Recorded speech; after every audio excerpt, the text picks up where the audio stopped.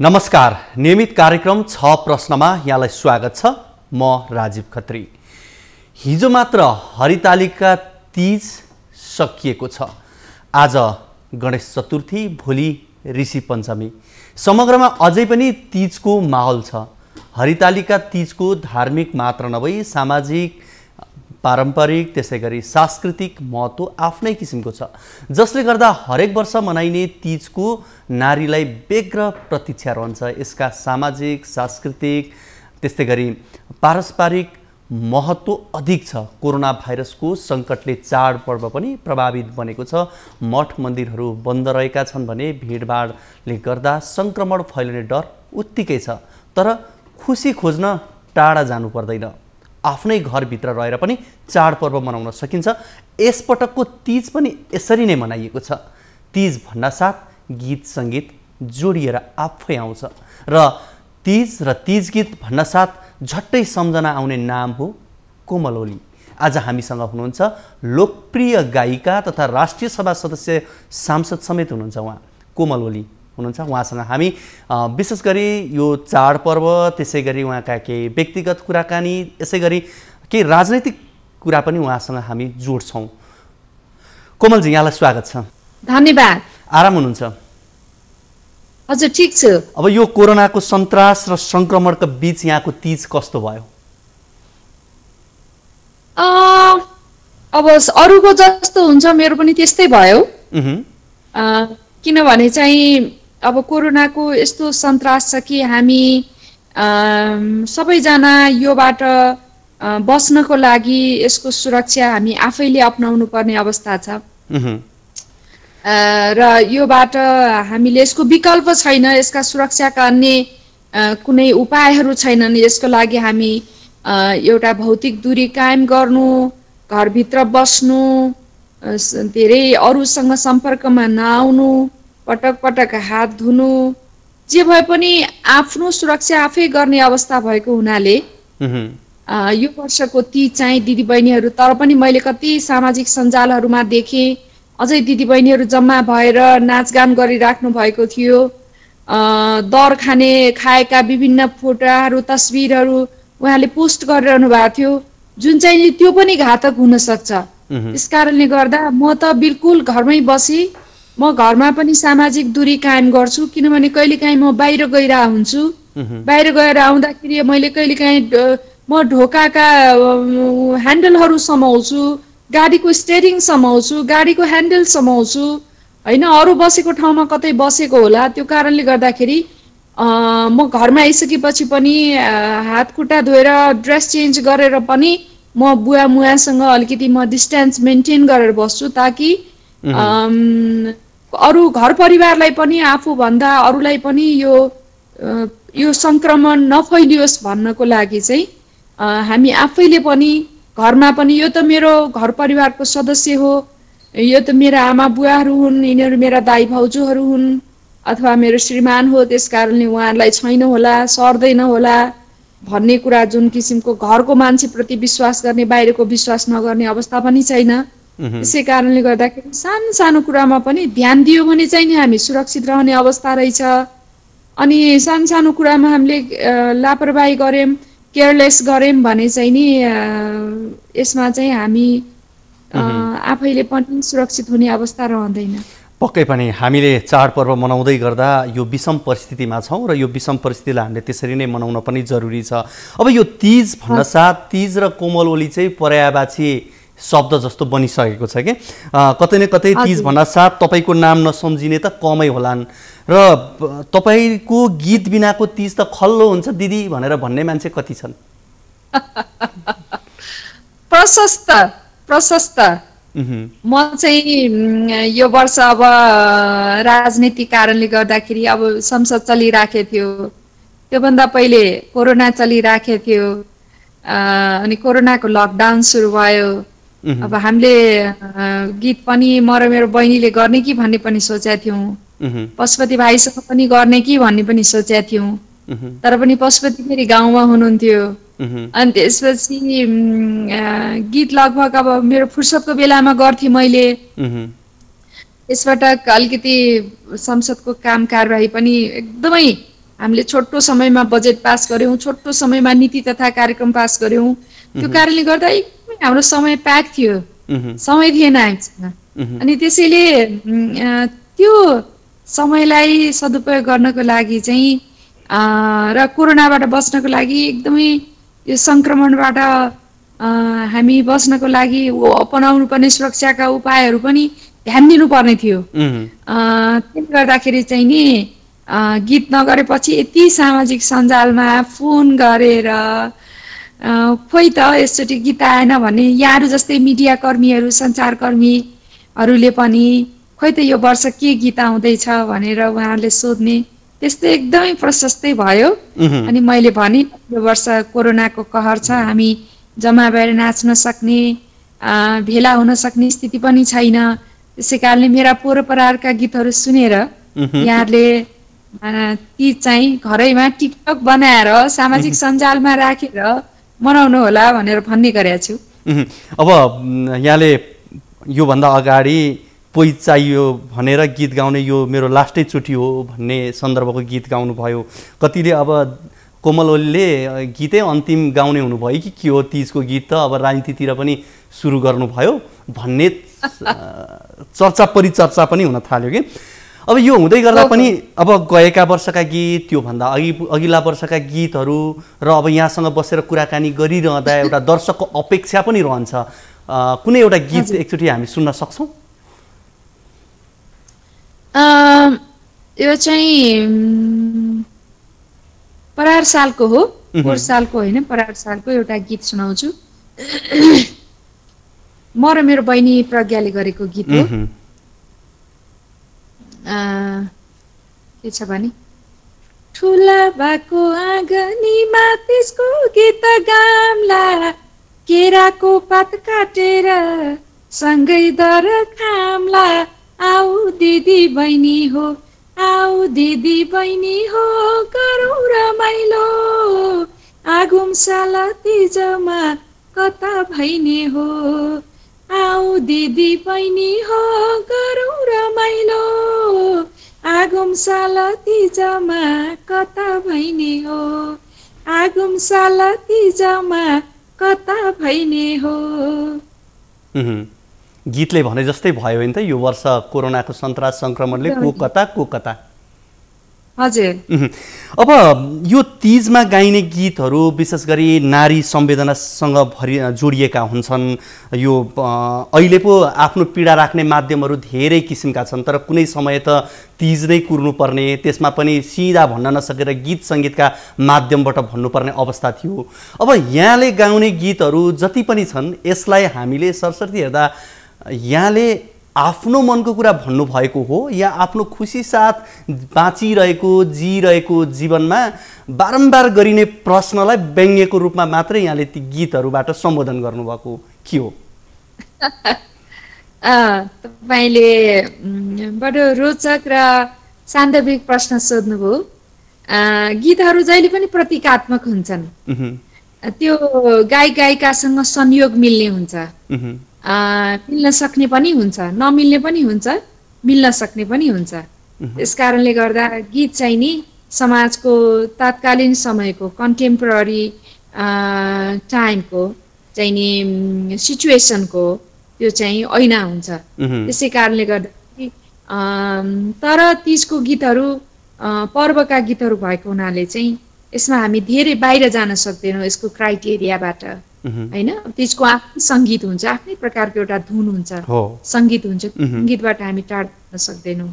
अनि यसका शब्दहरू पनि आफ्नै प्रकारका हुन्छन्, त्योबाट हामी टाढा जान सक्दैनौँ। तर आशय जुन आस्था छ त्यो कुरा पनि, अर्को कुरा धार्मिक आस्थाको कुरा गर्दैछु म, अर्को कुरा चाहिँ नि यसको वेशभूषा, हामी रातै कलरमा होइन, रातै रङ्ग हामी यसमा प्रयोग गरेका हुन्छौँ। किनभने यो दिदी बहिनीको चाहिँ नि पारिवारिक जीवन, छोरीको पारिवारिक जीवन सँग एउटा विजयको प्रतीकको रूपमा पनि रातो रङलाई लिइन्छ।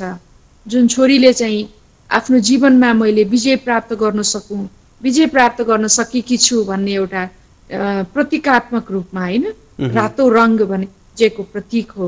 त्यस कारणले तिम्रो मेरो अटुट सम्बन्ध बन्धन यो तिम्रो मेरो सम्बन्ध अटुट रहोस् भनेर श्रीमानले तिलहरी लगाइदिने हो नि। अनि मान्छेले भन्ने गर्छन् यो त एउटा रूढिवादी हो, म चाहिँ त्यो मान्दिनँ। त्यो एउटा चाहिँ नि सम्बन्धको प्रतीक हो होइन। त्यस कारणले यस्ता यस्ता कुराहरू, सौभाग्यका कुराहरू, एक यो सिउँदोमा सिन्दुर राख्दिने, सिउँदोमा सिन्दुर राख्छ महिलाले, जबकि उसले सम्झिन्छ कि यो मैले मेरो एकजना मान्छेसँग जीवन बिताउनका लागि विजय प्राप्त गरेको प्रतीकको रूपमा पनि हामी लिन सक्छौँ कि सिन्दुरलाई, न कि अरूले लगाइदिएको, अरूले भिराइदिएको, अरूले अन्डरमा राख्नलाई होइन कि आफूले विजय प्राप्त गरेको, कुनै मान्छेसँग जीवनयापन गर्नको लागि विजय प्राप्त गरेको प्रतीकको रूपमा चाहिँ नि सिउँदोमा रातो सिन्दुर राखेर होइन, म त जित्न सकेको नारी हुँ, महिला हुँ, छोरी हुँ भनेर चाहिँ नि प्रतीकको रूपमा पनि हामीले लिनुपर्छ। हाम्रा कैयौँ यो धार्मिक, हाम्रा सांस्कृतिक कुराहरू चाहिँ हाम्रो छोरीलाई चाहिँ एउटा महिलालाई एउटा सृजनाको रूपमा होइन, विजयको रूपमा, एउटा स्रोतको रूपमा, क्रिएसन, त्यस्तो रूपमा हामी लिने हाम्रा चाडपर्वहरू छन् कि। त्यसै कारणले गर्दाखेरि मेरा गीत सङ्गीतहरू पनि तीसँग सम्बन्धित मेल खाँदै खाँदै आएका गीतहरू छन्। त्यसैले म गीतहरू चाहिँ, ती गीतहरू चाहिँ मेरो जीवनसँग मेल खाए तापनि त्यो प्रतीकात्मक रूपमा सङ्गीत हो। पक्कै पनि रातो आफैमा, तीज आफैमा मौलिक पर्व, त्यसमा पनि रातो हाम्रो कतै न कतै सौन्दर्यसँग पनि गएर जोडिएका छन्। हरेक कुरा हामी रातोमै लगेर जोडेर हेरिरहेका हुन्छौँ।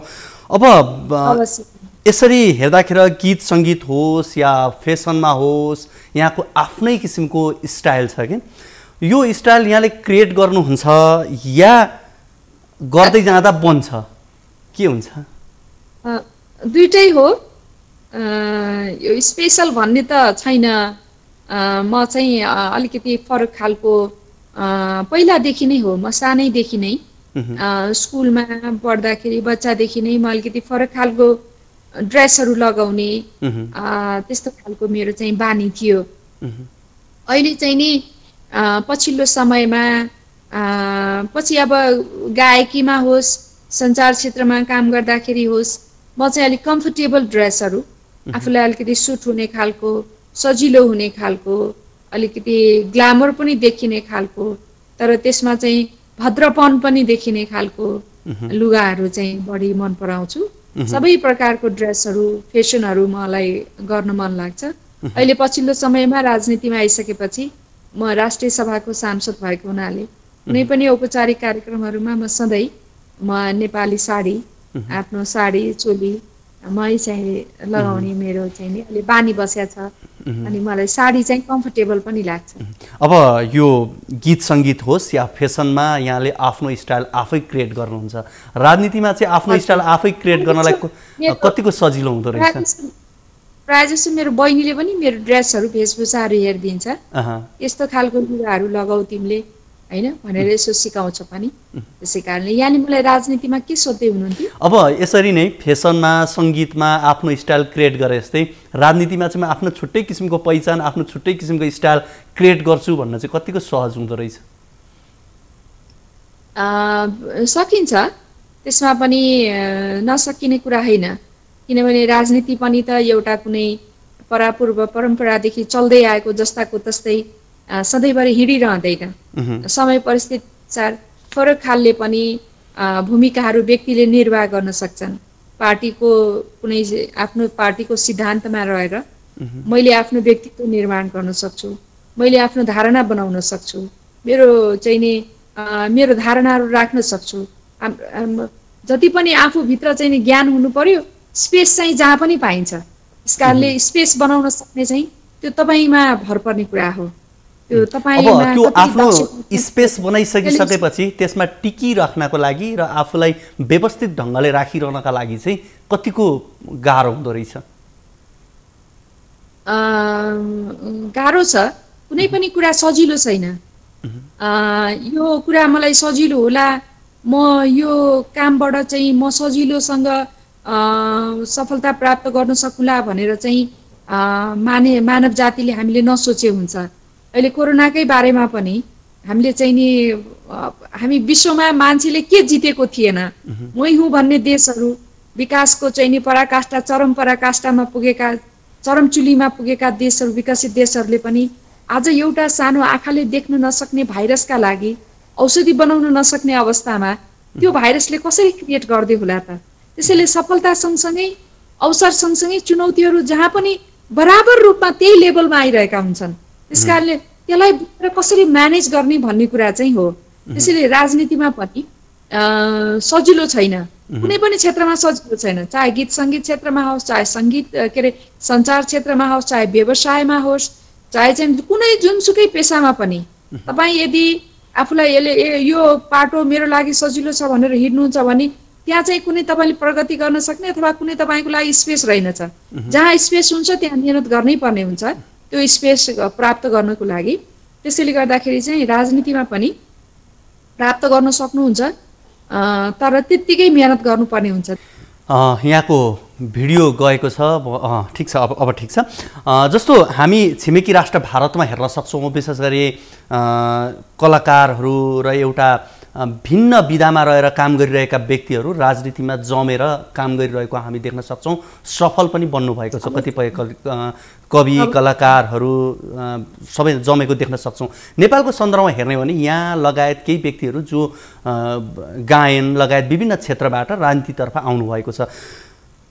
आफूलाई स्थापित गर्नका लागि र आफू हिजो का दिनमा जुन क्षेत्रमा हुनुहुन्थ्यो त्यो क्षेत्रलाई पनि यथास्थानमा राख्दै अबको बाटो अबको गन्तव्यलाई सहज बनाउनका लागि समाजले या राजनीतिक तपाईँको जुन पार्टीमा हुनुहुन्छ त्यही भित्रका व्यक्तिहरूले गर्ने बाधा अडचन या सहजता चाहिँ कस्तो हुँदो रहेछ?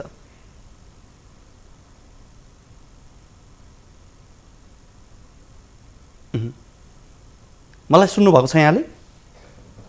अलिकति काटेर आइरहेको थियो।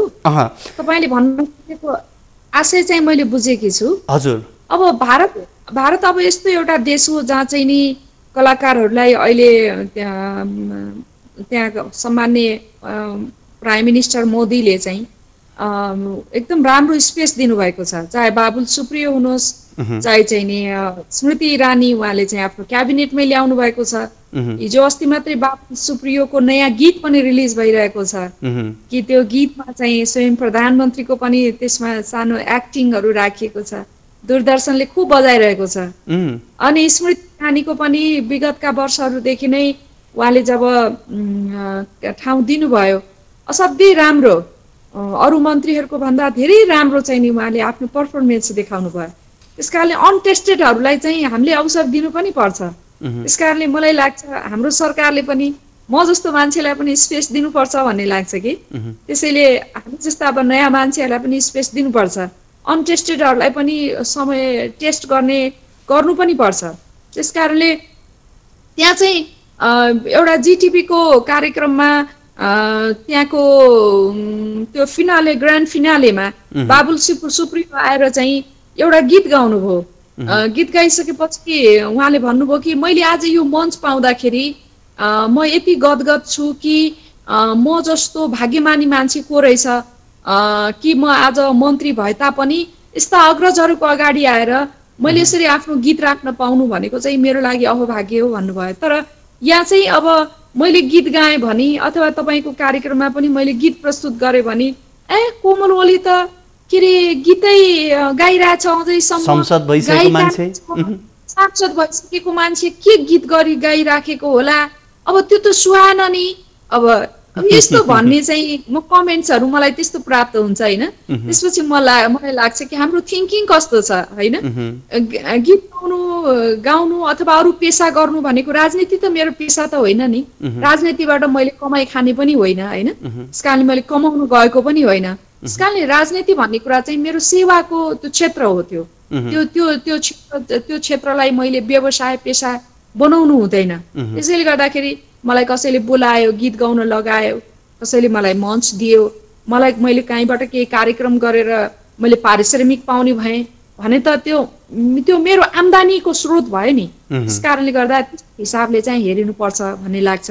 नेपालमा चाहिँ अझै त्यसरी सेटलमेन्ट हुन सकेको जस्तो लाग्दैन हाम्रो मानसिकतामा। कोमलजी, म अलिकति यहाँको व्यक्तिगत प्रवृत्तितर्फ म जोड्छु ल थोरै। जसरी यहाँको नाम कोमल छ नि, व्यक्तिगत रूपमा यहाँ आफू कतिको कोमल हुनुहुन्छ? लाग्दैन तपाईँलाई?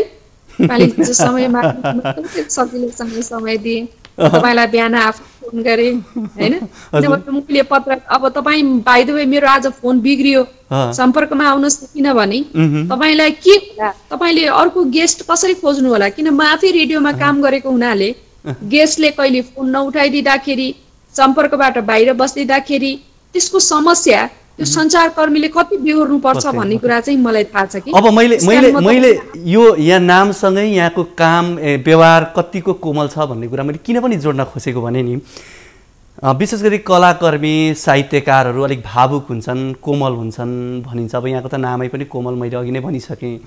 अब त्यो अनुसारको यहाँको व्यवहार पनि कोमल, तर अलिकति राजनीति गर्ने मान्छेहरू चाहिँ अलिक कठोर किसिमको हुन्छन् भनेर भनिन्छ क्या। किनभने यो चाहिँ प्रवृत्तिले देखाएको कुरा हो। देशमा कोरोनाको सङ्क्रमण एकातर्फ छ, पार्टीभित्रका विवादहरू आफ्नो किसिमको छ। यहाँ जुन पार्टीमा अहिले आबद्ध हुनुहुन्छ त्यही पार्टीभित्रको विवाद हेर्ने हो भने पनि अब बल्ल बल्ल सुल्झेला जस्तो अवस्था बन्दैछ। तर पनि हिजो अस्तिसम्म पनि त्यो पार्टीभित्रको विवादले यो देशमा कोरोना छ कि छैन भने जस्तो बनाइदिएको थियो। यो देशमा जनता कोरोनाले मरेका छैनन् भने जस्तो अवस्था पनि बनेको थियो। तपाईँ त्यही राजनीति गर्नुहुन्छ, तपाईँ आफू भावुक हुनुहुन्छ, कोमल हुनुहुन्छ, समाजलाई चिन्नु भएको छ नजिकबाट कला साहित्य संस्कृतिको माध्यमबाट, तर राजनीति त्यो अवस्था छ। कसरी टिक्न सक्नुहुन्छ? कसरी राजनीतिलाई तपाईँ आफूले कसरी परिवर्तन गर्ने प्रयास गर्नुहुन्छ? अवश्य पनि तपाईँले बडो सान्दर्भिक प्रश्न सोध्नुभयो। नेपाल कम्युनिस्ट पार्टी यस्तो पार्टी हो जहाँ चाहिँ 9 लाख कार्यकर्ताहरू मात्रै हाम्रो पार्टीमा छौँ। त्यसकारण लगभग त्यति ठुलो एउटा पार्टी हो। त्यसकारणले त्यति ठुलो पार्टीमा यति धेरै नेतृत्व चाहिँ सक्षम नेतृत्वहरू हाम्रो पार्टीमा रहेको, यति धेरै नेताहरू भएको, त्यो पनि कयौं पटक सबैजना प्रधानमन्त्री भइसकेका सिनियर लिडरहरू हुनुहुन्छ, अध्ययनशील हुनुहुन्छ, देशलाई बुझ्नु भएको छ, व्यवस्था बुझ्नु भएको छ, काल परिस्थिति बुझ्नु भएको छ, विश्व व्यवस्थालाई हेर्नु भएकै होला। उहाँहरू जस्तो नेताहरूले यस्तो समयमा चाहिँ कोरोनाको बेलामा त्यसरी चाहिँ नि राजनीतिक एउटा आफ्नै पार्टीभित्र त्यसरी यस्तो अवस्था सिर्जना गर्नु वास्तवमा दुःखद थियो। र आम पार्टी आम कार्यकर्ताहरूको चाहिँ नि उहाँहरूप्रति प्रेसर पनि भयो होला। त्यसै कारणले अहिले चाहिँ लगभग सुल्झिन लागेको अवस्था छ र उहाँहरू सुल्झिनु पनि पर्छ, सच्याइनु पनि पर्छ र उहाँहरूले चाहिँ नि पार्टीलाई एउटा निश्चित दिशामा हिँडाउनु पनि पर्छ। त्यसको नेतृत्व गरि नै रहनु भएको छ, तर सही रूपमा नेतृत्व गरेर पार्टीका कार्यकर्तालाई जुन उहाँहरूले आश्वासन दिनुभएको थियो, जुन पहिचान दिनुभएको थियो, त्यो पहिचानबाट उहाँहरू विमुख हुन पाउनु हुँदैन। जहाँसम्म कोरोनाको विषयमा छ, सरकार कति पनि आफ्नो साधन स्रोतबाट मलाई लाग्दैन। मैले प्रधानमन्त्रीलाई यो बीचमा एक दुईचोटि भेटेकी पनि छु, 2-3 चोटि भेटेकी पनि छु। कुरा गर्दाखेरि उहाँले चाहिँ हामीसँग हाम्रा विषयमा कम कुरा गर्नुहुन्थ्यो र उहाँले चाहिँ कोरोनाकै विषयमा कुरा गर्नुहुन्थ्यो। हरेक चोटि हरेक ठाउँमा विभिन्न प्रदेशका मुख्यमन्त्रीहरूसँग उहाँले फोनमा कुरा गरिरहनु भएको हुन्थ्यो। उहाँले चाहिँ नि यहाँ स्वास्थ्य विज्ञहरूसँग कुरा गरिरहनु भएको हुन्थ्यो।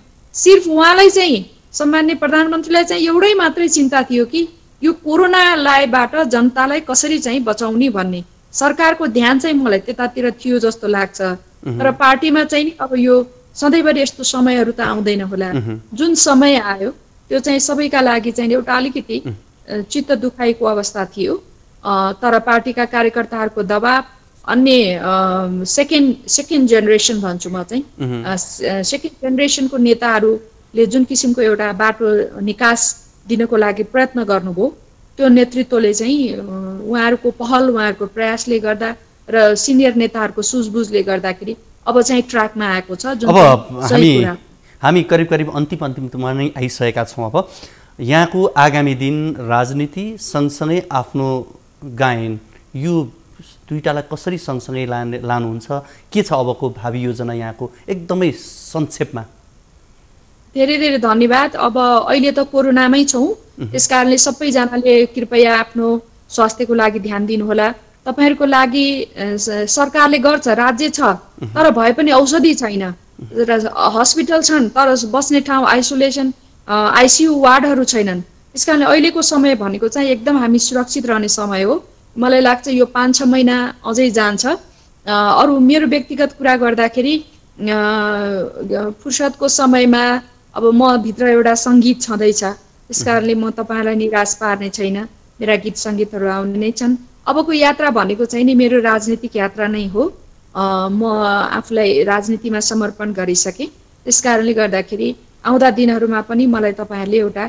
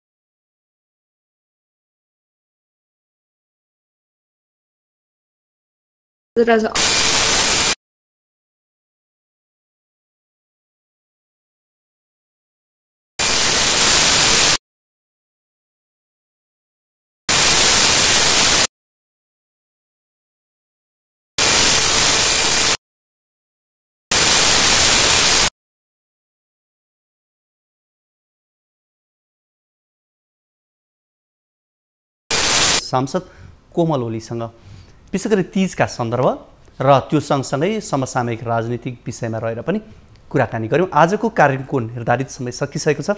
हवस् त, नमस्ते।